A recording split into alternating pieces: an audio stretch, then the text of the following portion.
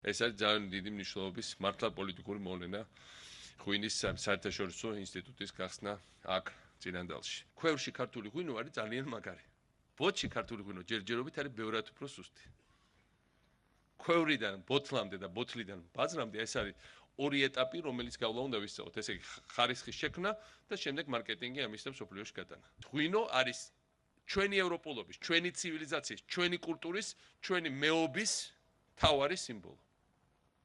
ამიტომ ეს არ არის მე როცა ვლაპარაკობ ღვინოზე ჩვენ უნდა გვესმოდეს რა კატეგორიაზე არის აქ საუბარი.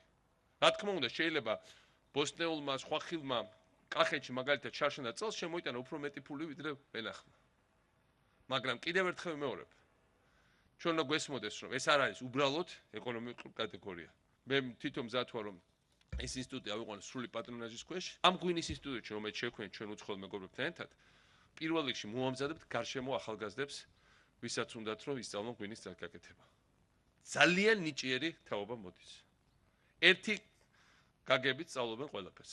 4 თვის წინ გადავწყვით მართლა საფრანგეთში ჩავფრინდე შევიკრიფეთ, დავგეგმეთ ძალიან დიდი მადლობა ჩვენ პარტნიორებს ზუსტად 4 თვეში ეს ინსტიტუტი გაიხსნა.